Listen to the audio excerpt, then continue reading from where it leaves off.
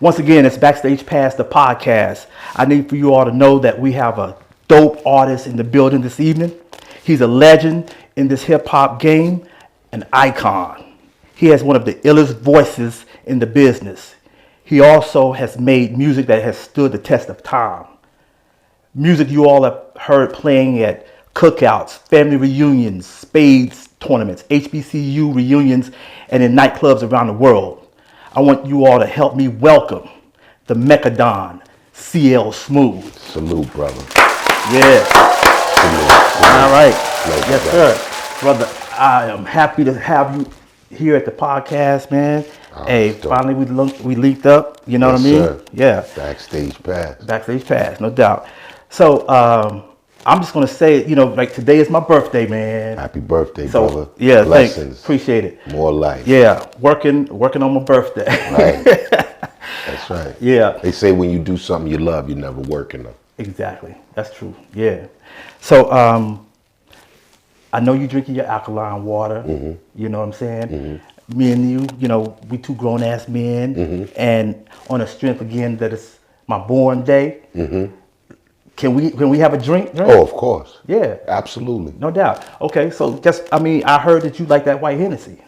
I do. You do? I do. Okay. Can we get that Henny?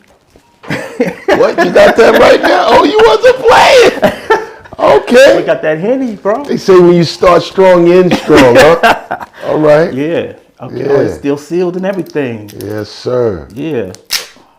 Birthday cheers. Birthday cheers. Let me put this right Wow. here. Yeah. I got your glass Right. right here. man. Okay. Yeah, All so right. You want me to hit it? Yeah, just hit it. Yeah. There you go. You good? I'm good. Okay. All right. Yeah. You gonna toast it up? Yeah, or let's what? do that. Let's do that. All right, To more life. more life, no doubt. More dedication to the craft. Exactly. To the culture. To the culture. That's it. Cheers, bro. Yeah. All right, that took the edge off. Yeah. All right. Let me know when you want some more. You can pour it. Cool. All right. So let's get started. For those who may not know, you were one half of the rap duo Pete Rock and CL Smooth from Mount Correct. Vernon, New York. Correct. You guys dropped your first EP, All Sold Out, in '91. Yes. Sold, SOULED. The following year, you dropped the classic LP, Mecca, and the Soul Brother. All right, so when you first got your start in the game, was it always your plan to be in a rap duo with Pete Rock, or were you initially focused on being a solo artist? No, I was more dedicated to the group. I think how I started, it was a comfortable transition to not being in music opposed to starting music and being in that type of career. Okay. And being in a group made it more easier to operate when it comes to creativity, when it comes to thinking of things and putting things together that formulate a project. So the group was a positive introduction to the music business and just getting my feet wet into it. Okay. Yeah. So how did you and Pete Rock actually link up though? Just being in a small town in Mount Vernon, it was easy to meet people and going to the same parties and listening to the same music. But we had a commonology of listening to jazz music. So when you're in high school, not many young men and women listen to jazz music. Yeah, that's true. So it's like an acquired sound, acquired taste of sound. And we both had that commonology. So that brought us together. And once it brought us together creatively Gotcha. to link up and do music. Yeah. So when you say you both was like into jazz, did that come from like your parents or grandparents or something? Came from the grandparents, parents, Yeah. who were avid jazz listeners. So when you get up in the morning in my house growing up, since I was a baby, there was always instruments playing Okay. of jazz orientation. So having a love for music was formulated from very young. I'm very young. Gotcha. Yeah. The album was loaded, but the two major hits, they reminisce over you, Troy, and Straighten It Out. Uh-huh. So I can't remember like which single was released first. Was it I think Troy was released Troy was first. released Yeah. first? Okay. All right. So do you recall who was behind the decision of that release? I think it was a collective thing between the group, between the management, and the record company, Gotcha. which allowed us to listen to the album and see what was the strongest The song. introduction. Okay. And actually, Troy Reminisce Over You was the last song we recorded. Oh, okay. So to put that out first was kind of like they were really, really hyped on that record. Yeah. So it always made me wonder if we didn't create this song, where would that project be? Right. Because it was the last. It was the last Yeah, song. it was the last that song. you worked on. So it happened to work itself out, and timing is everything. So I take it you was like you said, the group, you was part of it, the decision making process. Oh but you yeah, was cool with absolutely. it. From the creative level, from the visual level, to the marketing levels, and what you're willing to do as an artist. So everything is your decision. Yeah. So, I was around at the time. I remember the song. I always, when you hear it, vibe to it or whatever. It's definitely a classic. And I know why you made the song, but can you explain to everyone else what the inspiration for that song? I think the inspiration was just paying homage to my family who raised me to get to this point. When I couldn't help myself, they were there. They were there to nurture in me and protect me and grow me into this man. Gotcha. So it was a way of me to give back to them and give back to my ancestors and my family who, a lot of people have heroes, a lot of people admire people, but a lot of people need to understand the first teachers and the first admirers and the first heroes are in your family. In your family, no doubt. That's true. That is definitely true. There's a lot of dope music that come from artists, from hip hop artists over the years. Sure. And I'm talking about like classics, just like They Reminisce Over You. When that song is being played at like cookouts, like I mentioned before, family reunions, you can always scan the room, look around, and you can always see people. It doesn't matter their age groups or their background. Right. You can always see that when that song is being played, people are vibing to that song. Right. And what I be thinking about, I feel like it's going to be the same in the future. You know what I'm saying? It doesn't matter like if it's 100 years down the road. I have a funny feeling that people are going to be still vibing to that song. Definitely. Yeah, and you, sir, along with Pete Rock, are responsible for that. Absolutely. How do you feel about that? I feel honored because the whole part was to be authentic. The whole part was to be original. Right. To put hip hop and the culture in a different dynamic other than being violent, other than being misogynistic, but just letting people know that there's a creative level and there's a black consciousness and a black excellence to everything we do and we build. It just has to be presented that way. Sometimes it's not presented that way, but the overall outcome is black excellence. But this was presented in a way where it took the black family that didn't have a lot of money, but they had each other. Right. That was the riches. Yeah. All your ancestors, those were the riches. So that was an incredible honor to just celebrate them in that way, and the world understand it more. Yeah. And I mean, I know you're more mature at this point today and everything, but at that time you were a young man. Yeah, kid. Yeah. And you was feeling that way even then. Absolutely. Yeah.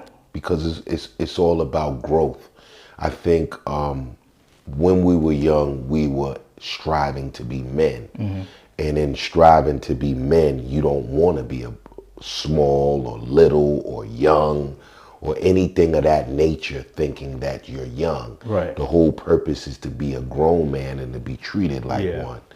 Your youth has nothing to do with your maturity. Okay, yeah. You know what I mean? Your Right. mind, Yeah. what your intake is. Right. So our plight was always to be men, to be on man time. Right. I feel you on that. So you guys did collabos with a lot of different artists Absolutely. during the early 90s, like EPMD, Heavy D, I heard even Johnny Gill, Run DMC. Public Enemy. Public Enemy, yeah. Do you think working with any of those artists helped push you guys' career further? Absolutely. And Because it's all about a learning process. I think if you're learning from veterans that know what they're doing and have great music, then that rubs off. Yeah. I think you don't have to be the smartest person in the room and people think you're smarter. You just have to hang with smart people. yeah. Which artist was easier to work with out of the ones that we just mentioned?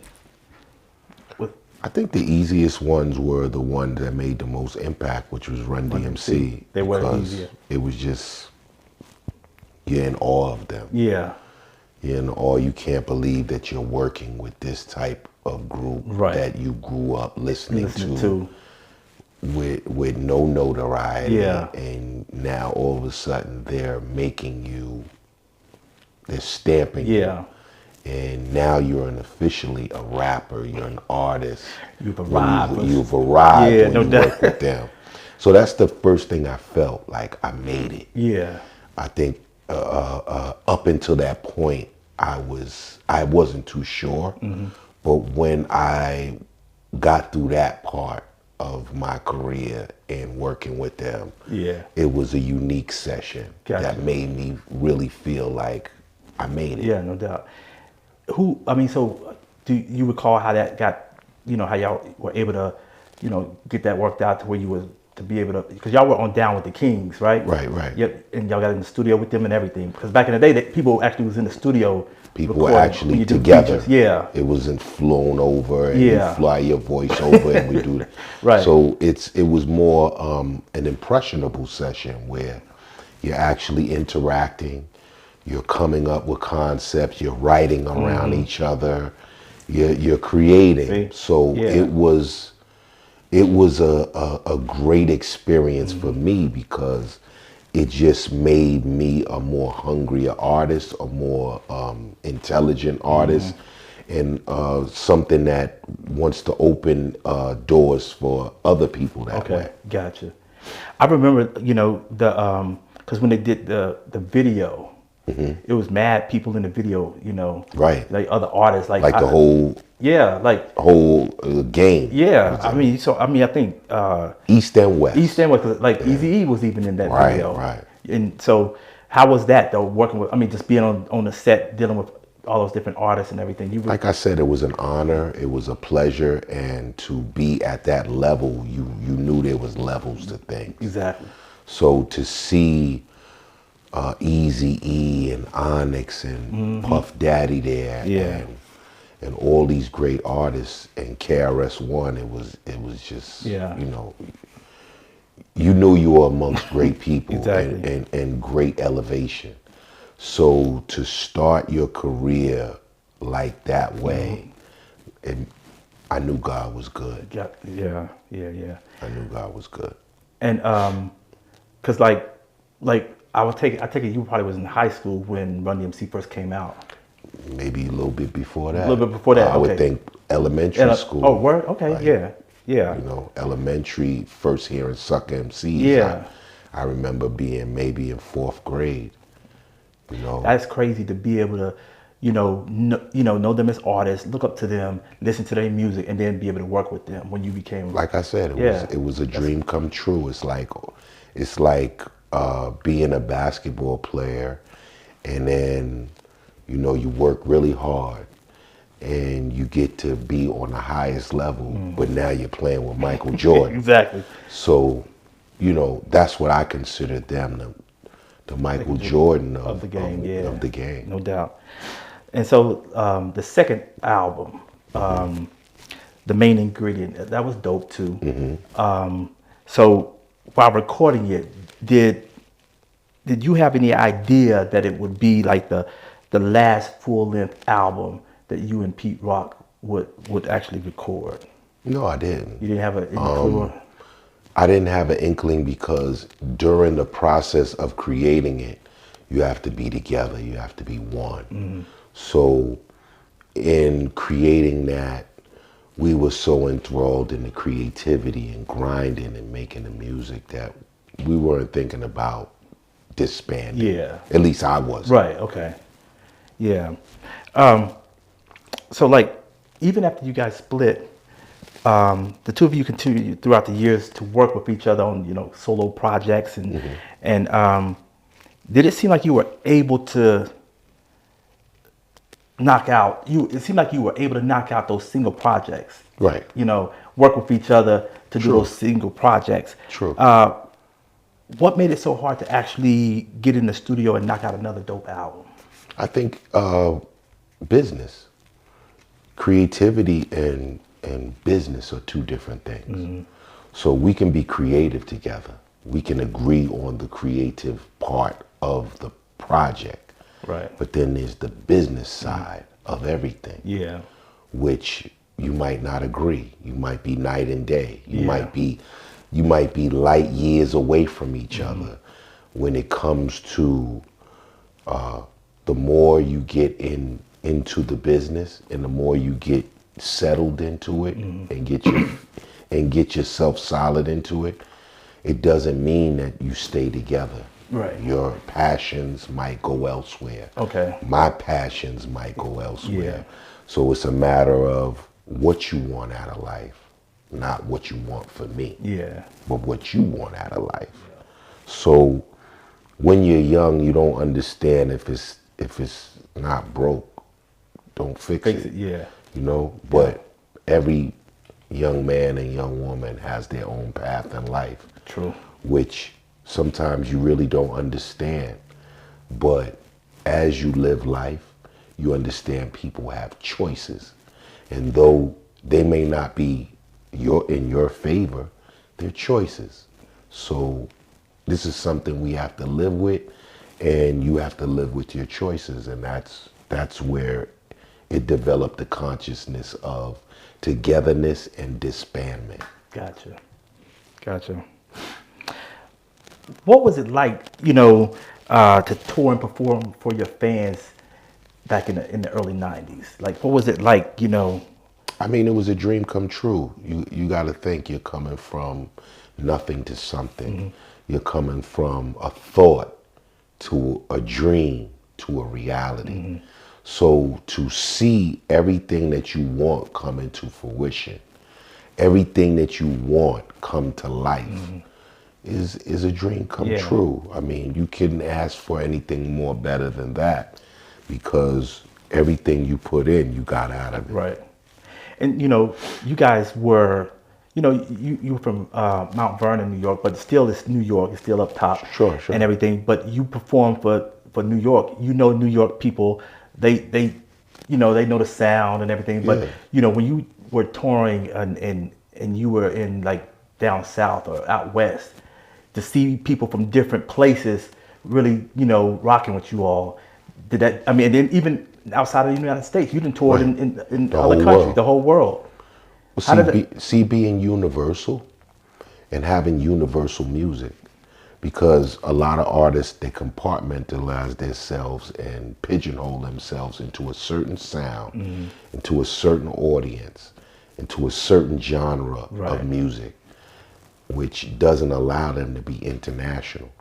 We were international. We were a worldwide group. So we made music for everybody. Right. We made music for the nerds. We made music for the conscious. We made music for the gangsters.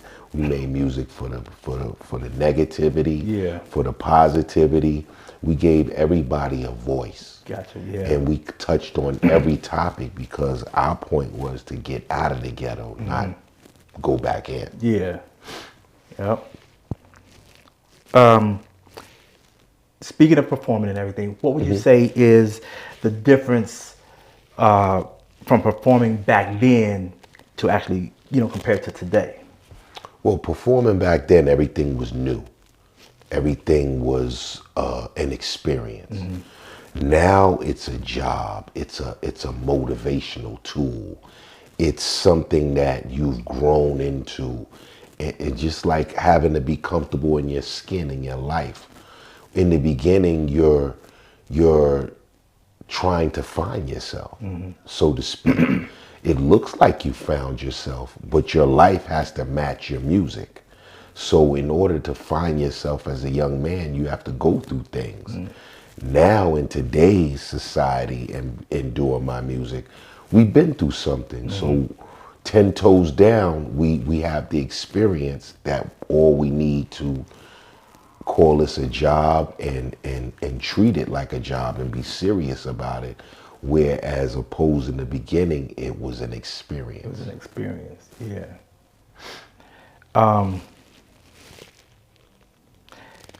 We mentioned about some other artists and everything, but did you guys have like a mentor or anything? Like an artist, like what was Heavy D to you guys? A mentor. He was definitely a mentor. A mentor, somebody who shows you how to dress, somebody who shows you how to articulate yourself, somebody who shows you how to groom yourself, somebody who shows you how to conduct yourself in a setting, in a room. And a lot of times it was vocal, and a lot of times it was learning by example. Learning by example. And you learn from Heavy D, you learn from Chuck D, you learn from Big Daddy Kane, you learn from Rakim, you learn from Blastmaster KRS-One. These are all the people that inspired us to be who we are. Biz Markie, Cool G Rap. All these guys inspired us all to legends, be who we are and give us the lessons and give us the path to do it. Yeah. All these years in the business, you have, you've experienced a lot of things, and I'm sure, in this business, do you have any like from touring and just being in the studio, do you have any like wild, crazy stories that you can tell us about that ain't gonna get you in trouble or anything that you've experienced with either artists or fans? You know what I'm saying? Well, I think the wildest thing that I can think of is just traveling and seeing different people and their emotions and how they react to you. Okay. And being in Japan and seeing the different people that love your culture and getting tanned and dressing black and seeing how impactful black people are to the world. To the world, yeah. So, it was just crazy how people treated us, how people embraced us. And, every story was a moment. Every story had its own legs. Yeah. So just getting out there and touring with Hev, whether it was a promo tour, but we got to meet Tupac, we got to meet Biggie, we got to meet all these artists that impacted America at that time. Yeah. So being around great people eventually will make you great. Yeah. It's who you surround yourself Boom. with. It's like in the Bible, bad association spoils useful habits. So you want to be around people who have useful habits. Exactly. Yeah. And don't spoil the moment. Right. Okay. No doubt. That's true. Some refer the 1990 to 95 as the golden era of rap. Do you agree with that? And if not, which era, in your opinion, is the golden era? Well, to me, the 1980s were the golden era to me. Yeah. Because that was how I wanted to be an artist. But I find that it's accurate that we're the golden era because it was so hard to come from that original music and then turn around and make something different. Yeah. That doesn't compare to that. Right. But it's different. Would call us the golden era because to come from those type of artists where every artist was big, every artist was good, and then you have to make something different in a different era would make you a golden era. Gotcha. Yeah. I mean, and even that time, during that time frame, you know, everybody, like you just mentioned a lot of artists already, like Coogee Rap, Big Daddy Kane. All these artists was dope as hell, but they were all different. You know what I mean? They were mad different. You could, and that's what it was. That was part of the culture back then, was to Be original. Boom, to be original. No, I mean, and it just, to me, it was like a sort of a different type of feeling that came from all of that, because you could really anticipate. You knew if this artist was to come out, you know, this is something different. This A is rite of passage. Yeah, yeah. You know, something that it factor. You know, where you know every artist was contributing to the culture, building it. Yeah. So that was the skeleton, and we were the muscle to Right. put it on and be original and keep that Keep it originality going. Yeah. Because you got to think, New York was still the Mecca of Facts. how things were going on Yeah. and how things were developing in music, in rap music. That's true. Yeah. You know, like through the internet or whatever, you know, it's people just out kicking it or whatever. People have always, you know, they tend to argue and debate who is the top 5 rappers of all time. You know, I think many times a lot of folks, in my opinion, tend to their influence. They're kind of like influenced by somebody else's list. True. You know what I mean? True. I think, you know, instead of being themselves and choosing who they feel is their top 5. Right. Who are your top 5 rappers of all time? My top 5 rappers are the ones that I saw make a positive impact on not just New York and America, but the world. So I would have to say Big Daddy Kane and Rakim, LL and KRS-One, and Public Enemy. These are off top what I can say, Right. shaped and molded and were the catalyst to pushing forward this moment. But as a group, Run DMC were the foundation, were the horses to the carriage, to push all these groups that I just mentioned to make them the top 5. Yeah. Because you come from a rap duo, and and there's been a lot of dope rap duos out there. Absolutely. But right now, you're saying your GOAT rap duo is Run DMC. Is Run DMC because Run DMC were the originators and the first. Yep. So anything that is first is the godfathers, are the creators. And, you know, when you think about it, like today, it's not really, I mean, a lot of artists are coming out, the woodwork from every, you know, you don't find too many are trying to be, you know, in a group, like rap duos anymore. Right. What do you think that, I mean, what, do you have an opinion as to why that's the case now? You know I guess it's all in what the person wants to be involved with and who they want to attach themselves to. Yeah. So they might see themselves as an artist that belongs on their own. Yeah. Or they might see themselves as an artist that belongs to a movement that propels them, and they feel like a collective idea is better than an individual idea. So some people work better in a group than by themselves. Yep. Some people think a collective idea is bigger than an individual idea. True. Yeah. Had you not become a rapper and had such a long career in the business, what career path do you honestly think you would have pursued or simply like ended up with or ended up in? See, that's the whole point. It was all or nothing. In order to be an artist, you can't think about being something else if there was an alternative, because there is no alternative to being an artist. A true artist only thinks they're an artist. So they can't think of being anything else. You know what I mean? It's not in the cards. This is their passion. It's like a boxer. A boxer's not going to say, if this doesn't work out, we're going to play golf. We're going to play football. Right. No, he believes he's a boxer. So he's going to think, move, eat, and train like a boxer. Yeah. You know what I'm saying? Yeah. So that's what an artist does. A true artist. A true artist. Yeah. A true artist. A true artist. Yeah. Yeah.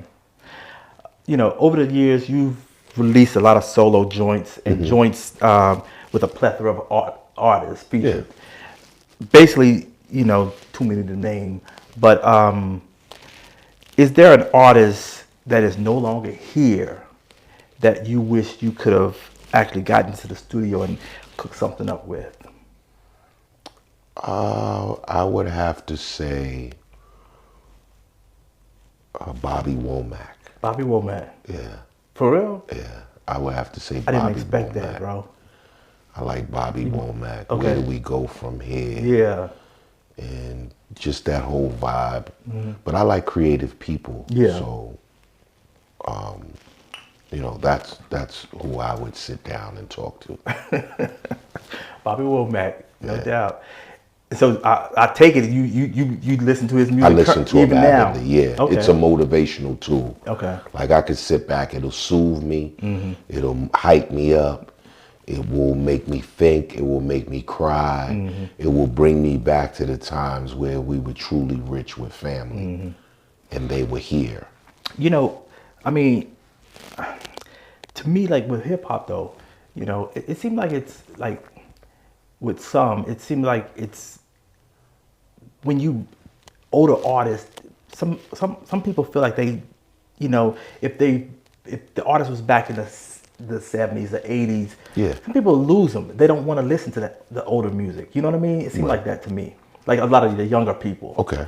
And to me, I feel that if they were to actually sit down and listen to some of that music, because a lot of it's timeless, you know what I'm saying? Right.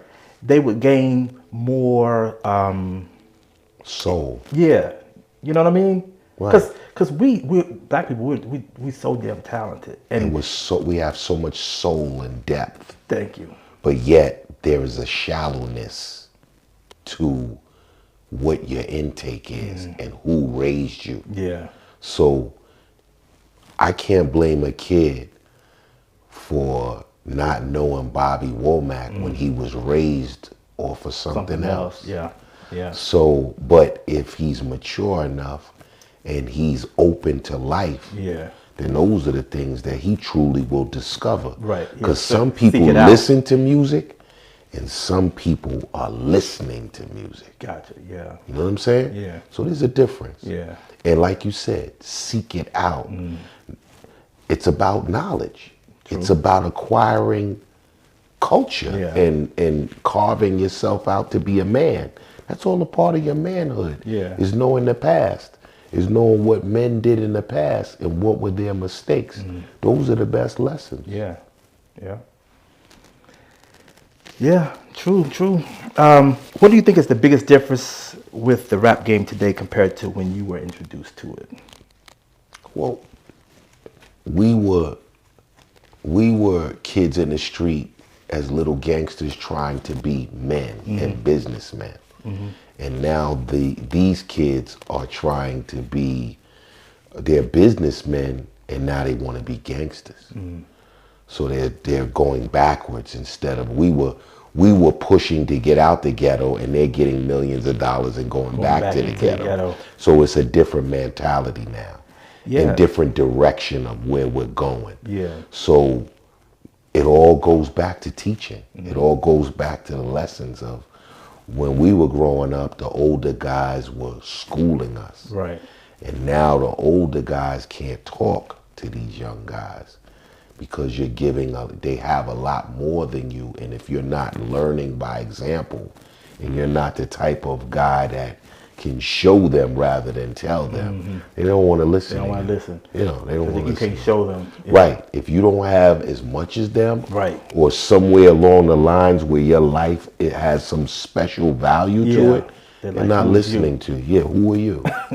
You know what I'm saying? Yeah. Until they're in a spot where they're humbled and see you still trucking along. It's like the favorite example of my dad. We all lived in Queens, and my dad was a breadwinner of the family, and he took care of his business. Yeah. He made sure he brought it home. But there were richer guys in the street during that time. I was little and my dad was working hard. Yeah. There were Fat Cat, there was Prince, there was Supreme, there was all these guys that were filthy rich. And my dad kept chugging along. And these guys had 10 times more than my dad. But here's one thing they didn't have. They didn't have my dad's consistency in life. Yeah. In building a family and making them understand who is the breadwinner. He may have had a half a loaf of bread, 2 slices of bread, but he brought it home. And he made sure that he made the sacrifices that when these guys were up, he was chugging along. He still has his house. Yeah. These guys went to jail. Yeah. These guys lost everything. Yeah. And he's chugging along. Yeah. So who is the real hero? Exactly. Here? And he still has his freedom. And who is the real hero? Yeah. Who should you really look up to? No doubt. We didn't understand our dads, but they're the true hero. Right. We went to the street and we got heroes, but who is the true hero? True hero, yeah. Yeah. Hey, that is so true. Again, I mean, like I said earlier,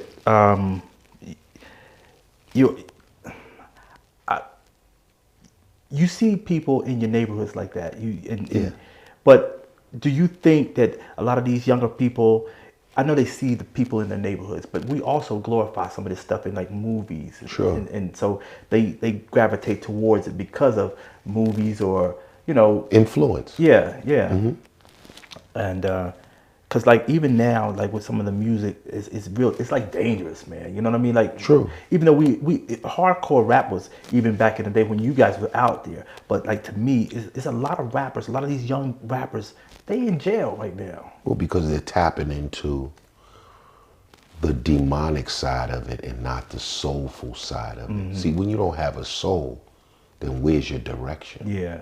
So we had soul. We were tapping into James Brown, Curtis Mayfield, Roberta Flack, Donny Hathaway, Earth, Wind and Fire. True.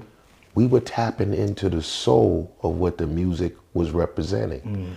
Because at first we weren't listening to those type of music. Our fathers, our mothers were listening. Yeah. Our uncles were listening to that. And as we got mature and we start sampling their music. Yeah. So that's what made us understand, hey, what if they sung this music today with these messages? It would be a different world today. Yeah. So all the things that they were singing were like they were prophesizing what is going to happen today. Yeah. I asked you, who would you like to, work with, that a person, an artist who you would like to work with that's no longer here. So, like, who would you like that you haven't worked with that you would like to work with now, who is, alive and kicking? You know what I'm saying? Well, I'm a strong advocate of the ladies. I love to work with ladies. Okay. I work with Faith Evans. I work with Teja Moses. So I could see myself working with a Lauryn Hill, a Jasmine Sullivan, Lettucey. Okay. Vivian Green. Right. I'm a real big advocate for female artists. So, Gotcha. Anything with my voice, with a female voice, and has that depth and that soul, I'm really with that. When it comes to the men, Of course, I love a Nas. I love a Havoc. Yeah. I love a KRS-One. I Yeah. love a Black Sheep Dress. I think you and Nas would be crazy. Yeah, I You know think what I mean? I think that's a bucket list on Yeah. my list. That would be dope. Because as my shit. list is so long of working with all the artists that really inspire me. I think that's one of the artists that inspire me. Inspired you, yeah. G-Rap is one of the artists that inspire me. inspired you. Big Daddy Kane. You never worked with Big Daddy Kane? No, but I'm hoping to work with him. Okay. Because I laid down some music and he's supposed to work with it. Yeah. So he mentioned that to me not too long ago. We did a show commemorating Dougie Fresh and the Get Fresh crew. Okay. So he mentioned it to me. So I'm excited to work with him too. That's what's up. So like right now, you know, I know you like like a year ago you worked with Peter Guns. Y'all dropped Absolutely. Yeah, how was that? 'Cause that was y'all was the that was interesting. But like I said, it's all about business. And your mind has to be there and your thoughts and your processing has to be there. And, you know, it was a great experience, but it let me know just how business goes and just how you have to operate. So it matured me in other areas of business. Yeah. You know, and it let me know through that experience, it let me know that I was surviving. I wasn't doing business. Okay. So this propelled me, the lessons that I got from that experience allowed me to get a lot of my business together. Gotcha. Yeah. What moves you to get out there on stage and continue to perform today? I think my ancestors, just knowing when I'm performing, I feel them over me. Okay. I feel their love over me. Yeah. And the more that I praise them, I feel them protecting me. Yeah. So that's what I'm always feeling. When I look in the crowd, I don't see things. They look like things, but I feel my ancestors really dancing. You They're feel it. dancing. They there with you. They're there with me and they're dancing. And dancing. And I can hear their voices and I can hear their praise and they're dancing. And that's not sometimes, that's all the time. All the time. All the time. It's Okay. like I'm alone up there because you see many artists, they have a bunch of people behind them. And I'm always by myself because I'm not up there by myself. You're not up there by yourself. Yeah. Yeah, I'm not. And you feel that. I feel it. Yeah. That would only mess up the frequency between me and them is having other people around. Yeah. That's dope though. Yeah. And I've always felt that. I've never felt like I was lonely up there. And I mean, I just asked you about today, but you said you never felt alone. I on never stage. felt Yeah. alone up there because my thing was to perform for them. And if I'm performing for them, then the crowd is actually watching me perform for my ancestors. So my ancestors is not going to allow me to be fake. Yeah. They're going to say, give it your all. Give them you. So in the midst of giving me them, paying them homage, I'm performing for this crowd. No doubt. Yeah. So that's how my mind frame, because everybody has to have a mind frame for what they do. Yeah. And mine is similar to that boxer. You train it, and then you ready for the big fight. You keep referencing boxing. You a boxing fan? I love boxing. You love boxing? Yeah, that's my first sport. Me too. I love boxing too. That's bro. my first Yeah. love. Then it's basketball, football. Yeah. I agree with you. I've been a boxing fan ever since I was a little kid. I'm telling you. You know, Sugar Ray and Hagler. There you know go. what I'm saying? They see? Yeah. See the ones you picked? Yeah. That's the ones. Yeah. And you know, so we go back to where it was back then and how they boxed and everything. But I realize you keep, you know, because it's life. That was the mirror image of life. Muhammad Ali, Sugar Ray Leonard, Roberto Duran, Tommy Hearns. Those were the images of life, even the ones people don't really know about. Salvador Sanchez, Tony Ayala, Okay. These are boxers that came from. They tell a story, Yeah. and the story of the plight of pain and what you get out of it, Yeah. and what your focus is when you train, and what you want out of it. So when I get up there to perform, I'm that boxer. You that boxer, getting it in. I'm that boxer. Yeah. So you talking about boxing? You've obviously studied boxing. Absolutely. You know boxing. Who's the GOAT? Well, right now, Terrence is the GOAT. Terrence, definitely, yeah. Terrence is doing things. Why is Terrence the GOAT? Because nobody wanted him to be. Everybody avoided him or didn't give him those fights or didn't give him the recognition or the promotion was holding him back and messing up his career. I believe that and wholeheartedly. Said that he could have bought a couple of houses off of the money he lost from Terrence, and that's just not true. Yeah. That's just not true. Yeah. That was slander. And I don't know Terrence. Yeah.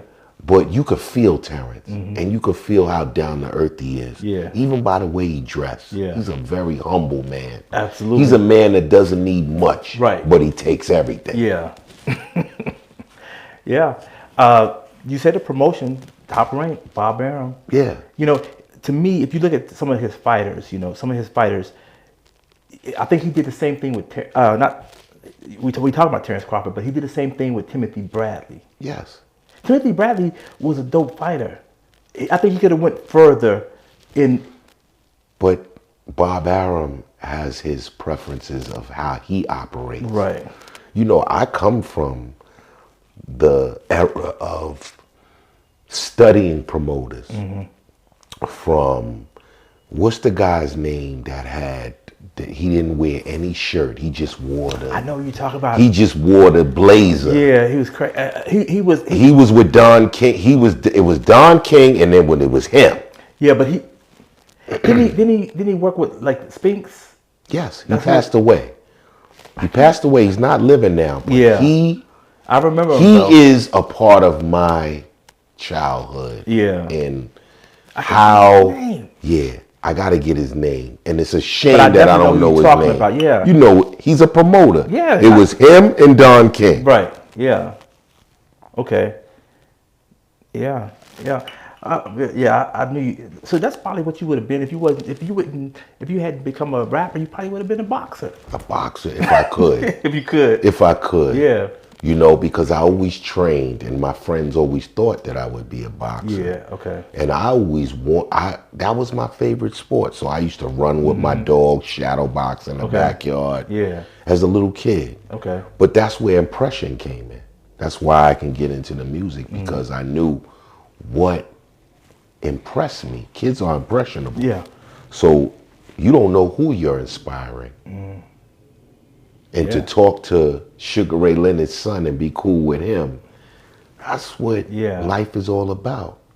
You know, having special people in your life that relate to you, and then you could relate to them because you grew up off of them. Right. Yeah. That's what's up. I know I was on the boxing thing for a minute. Who do you think? I'm gonna get off of that. But Terrence Crawford. Yeah. Who do you think should be his next opponent, or what he should, how he should go forward in the boxing? Well, I think the world is his oyster. I would love to see him fight the Charlo brothers. I would love one to of the see Charlo brothers. Absolutely. I would love to see him fight them. I would love to see him fight anybody in the 160 area, other than the Charlo brother that has some belts. I would love to see him, and I would love for him to give Errol Spence a chance again. You think so? A rematch. A rematch? Absolutely. To see what happened with that? To see what would happen. What about with that. Benavidez? I think Benavidez is cool, which is my favorite boxer now. Oh, he's your favorite now? Yeah, he's my favorite boxer, because brother, I had to go over it and go over it. Okay. And get over my blackness, but he is... Get over your blackness? Okay. Yeah, he is But yeah, the guy. he's nice. the guy. Yeah, I think so too. He's the killer. Yeah. Of this era. Yeah. He's the killer. He's a killer. But that's what I'm trying to, in my mind I'm thinking, how would Terrence, in a match with him though? You know what I'm saying? I'm sure it would be pretty good, but he's just too big. He's too long. Yeah. He's too powerful. Right. I understand Terrence beat these guys, but they were his size. Yeah. Canelo was his size. Spence was his size. But he had to go up a little bit for Canelo though. You know what I mean? He was still his size. Yeah. He wasn't a tall guy. Right. Guy. Yeah, that's the difference. He's not a long guy like this guy. Yeah. Actually, Terrence had a longer reach than Canelo. True. And he was the same size, if not taller than Canelo. Yeah. So what Canelo came from 147. This guy's a big guy. He's 160. Yeah, he's natural. Off the rip. Yeah. So to say that you can beat this guy, he's Terrence Crawford, pound for pound, is the best. Yeah. But this guy is too big and he's too much. You know what I'm saying? I get you. He's too big and he's too much. That's like him fighting. That's like him fighting Alexander Usyk. Yeah. Him jumping 2 weight classes. Excuse me, and fighting Alexander. It's just too much. Too much, yeah. It doesn't mean you can't handle it. Right, but it's a little bit too much. It's a problem. It's a little bit too much. Yeah. Okay. Yeah. All right. So, what's going on? What you got lined up? What you working on? Right now, I'm working with Large Professor on this EP. Okay. I don't know if it's going to be EP or album. Okay. But he's going to be rapping on it along with me, and we're collaborating. He's giving me some great music, and I really love Large Professor. Yeah. I love Large Pro. He's a great producer, and I put him up there with some of the greatest producers of all time. Yeah.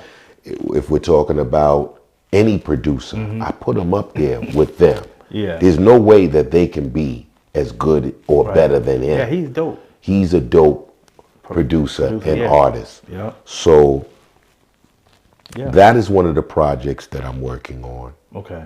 And of course I work with other artists, old and new. Yeah. So it's just a pleasure to be still in the game. Yeah, still in the game, doing your thing, and being able to pick and choose what you want to do. Yeah. Yeah, no doubt. So regarding your career, if you had to do it all over again, do you think you would have done anything different? No, because I prayed over everything I've done, and for me to want my group to, if anything that I would want is my group to be more successful and have more opportunity to make more projects for the fans. Right. So even though we had a hell of a run with 2.5, albums, I would have loved to make 10 albums. Yeah. What would that have said? Right. What would that have done for our career and our culture? Yeah. Right? Yeah. So, that's the only thing that I can say that I don't have any control over, that I wish could have come to fruition. That we did 10, 20 albums instead of 2.5 albums, and allowing money and influence to change things. And yo, I'm telling you, bro, that's what's up for real. Yeah. And that's real. And it's definitely been real. I'm saying, I'm a fan, bro. And I remember your music back in the day. Yeah. I never would have thought that, there's certain things that, I'm working on, I'm trying to do. And I'm like, yo, I have to have my boy CL Smooth on the podcast. Absolutely. And to actually have you on the podcast, man, it means a lot to me, bro. And so I want it to mean a lot, because it means a lot to me to be inspired by people who are taking this podcasting world and these platforms to another level. Yeah. And what I see you doing and how you conduct yourself and how you humble yourself and invite people into your home and into your space to create and ask the $1 million questions of where you're going and what you're doing and how you're doing it. But more importantly, where's your mind at now? Right. Where is your passion at now? Right. So I appreciate any young black man who comes in and does his thing on his birthday. And you got me drinking this damn white Henny, boy. Oh man. Yo, yo, thanks for everything though, man. Yo, seriously. You know white Hennessy go with the birthday well. It does, yeah. You know, you got to be honest. I'm sitting here hot right now. I'm trying to tell you. By the time I leave, you should be walking around in your underwear with a glass while she cleans up, while she flushes the pillows, and find yourself a football game. Yeah, no doubt. Hey, you right, bro. But I really appreciate you swinging through, though, for real. God no bless doubt, you, man. brother. God bless you, too, brother. Always, brother. Right, thank you, brother. No doubt. Always. Yeah, I can't take no loss. Yeah, I don't even know what it costs. I hit the ground, then it go off. Yeah, hit the ground, then it go off. Yeah, I can't take no loss. Yeah, I don't even know what it costs. Yeah, I hit the ground, then it go off. Yeah, hit the ground, then it go off. Yeah, run it. Ooh, I really feel it's my time. Think it's my year. Yeah, I really feel it's my time. Think it's my year. Yeah, I really feel it's my time. Think it's my year. Yeah, I really feel it's my time. Think it's my